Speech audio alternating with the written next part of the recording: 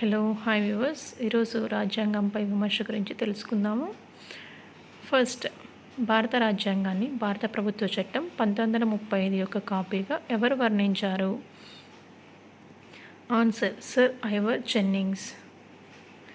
Next, భారత రాజ్యాంగాన్ని న్యాయవాదుల స్వర్గంగా ఎవరు అభివర్ణించారు? Answer sir ఐవర్ Jennings. రాజ్యాంగాన్ని ఒక పెద్ద లా మాన్యువల్గా వర్ణించినది ఎవరు? Answer PR Deshmukh. ప్రవేశికపై ప్రముఖుల అభిప్రాయాల గురించి ఇప్పుడు తెలుసుకుందాము. ప్రవేశిక రాజ్యాంగం అంతర్భాగం అని మొహవీర్ త్యాగి అభిప్రాయం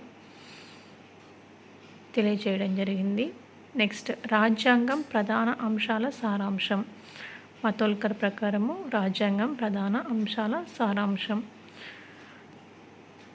నెక్స్ట్, జవహర్లాల్ నెహ్రూ ప్రకారము ఆయన ప్రకారం ప్రవేశికను ఒక నిశ్చితమైన తీర్మానం మరియు హామీ అయితే రాజ్యాంగం అంతర్భాగం కాదు.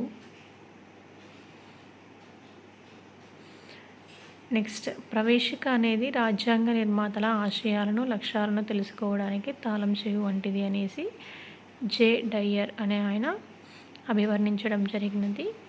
ప్రవేశిక అనేది మన కలలకు ఆలోచనలకు రాజ్యాంగంలో వ్యక్తీకరించుకున్న అభిమతం అని అల్లాడి కృష్ణస్వామి అయ్యర్ గారు అభివర్ణించారు.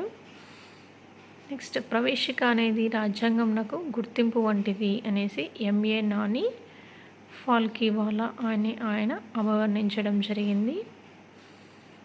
ప్రవేశిక అనేది భారత ప్రజాస్వామ్య గణతంత్రానికి రాజకీయ జాతకం అనేసి కేఎం మున్షి గారు తెలియచేయడం జరిగింది. Thank you for watching.